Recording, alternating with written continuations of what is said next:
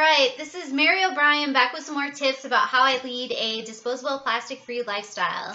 And today I have with me one of my favorite people, Melanie. So hello everyone, I'm here helping Mary for the first time today, so pardon me if I don't be a perfect little guinea pig for her today, but I'm going to do my best, and I'm learning more about sustainability from my friend Mary. That's right, that's right. So Melanie has been at many a restaurant occasion with me where she's experienced me trying to avoid plastic straws and all of that. And I will say food is probably just in general maybe one of the biggest areas to tackle the disposable plastic-free stuff, I think. Definitely. In fact, I have to tell something on Mary. She doesn't know this, but we went to, I guess it was breakfast, sort of brunch, but breakfast Saturday.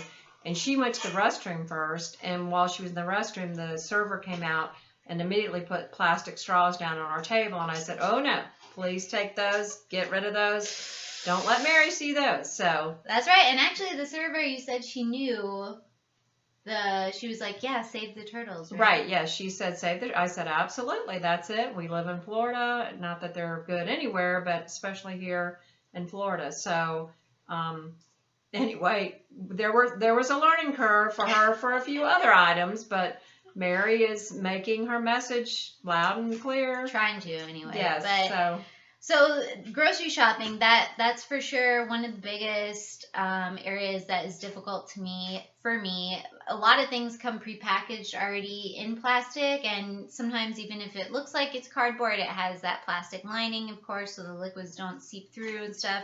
So it's a real, it's a journey, let's say, that I'm only partially on. And so I try and stick with the thing. The first time I tried not using disposable plastic, going to the grocery store, all I was walking out with was bananas. And I literally, because I was like, okay, this doesn't have whatever on it, and I could use this, but it just seemed like they come in their own container. They come in their own container, right. But it seemed like it was limited. So one of the areas that I noticed, there were still plastic bags, even at grocery stores that no longer have plastic bags in the checkout line, they would still have plastic bags at the produce section. And so I decided that I wanted to get my own produce bags. And it actually started with just an impulse purchase. This was the first one. The brand is Wise Earthwise. And it was just an impulse purchase. It was at a end cap or something like that, and I just picked it up. And there are things I like about these. They're very breathable. They're very lightweight. You don't have to, the cashier doesn't have to like bring up the bag, for the weight or anything like that. You can see what you've got inside. So if you just keep them inside of here and store them that way in your refrigerator, it works out. And you just cinch them like this and then just kind of tie a knot.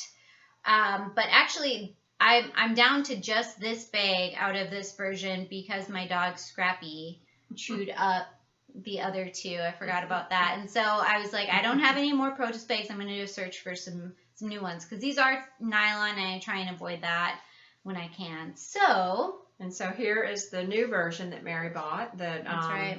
is made out of a cotton linen fabric, and it has a wooden cinch device versus that one's a little different. You don't have to tie a knot because it actually, cinches in. And the weave is more open, so it appears like maybe it might be more breathable. It's a different fabric, and I think we did figure out that these do have some weight. What's the term when the tearaway? Tearaway. So that's what I've always said anyway. The grocery store clerk knows to subtract 40 grams or 0.09 pounds from the bag. So we also have some helpers here. I was telling Mary we could bag her dogs if they're bad. So yeah. Right, Peanut? We could put peanuts in the bag. I know. Or a peanut. Yes. Dog in the bag. That's right. So. Yeah, I do love these.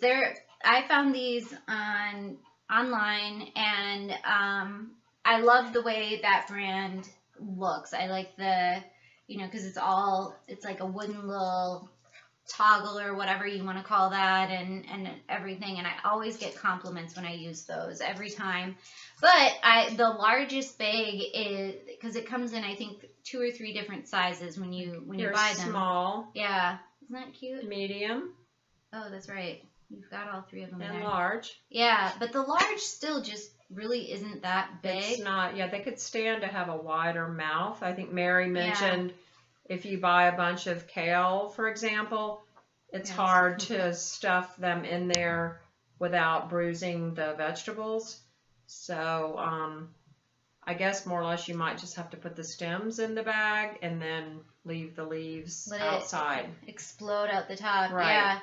Yeah, so I was having a hard time mainly with the kale, which is why I did some research to try and find some bigger reusable bags, and I found this brand, and there are a lot of good things about them. That brand is still my favorite as far as just like attractiveness is concerned. And this bag their large is longer, but it is not wider. I still wish it were just like bigger. Right, overall. it could stand to just have a bigger mouth. Right. But it certainly fits the length of the kale. I mean, kale is long, when you buy it at the grocery store.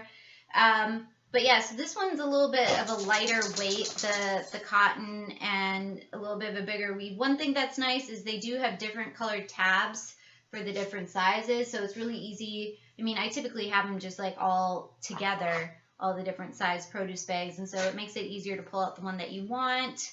It does have a little metal thing for the cincher as opposed to the wood.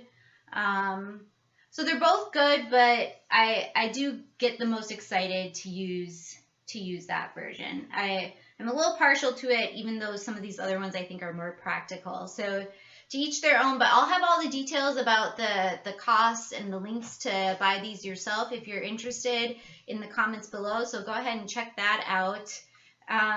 But yeah, and also I will say that because I store these reusable produce bags in my grocery bags I take to the grocery store, sometimes the baggers will just use them for like other stuff. So even if I'm not getting produce, they'll just like throw some other stuff in there if it's not gonna all fit in the regular bag. So that's nice too. Yeah, that's good.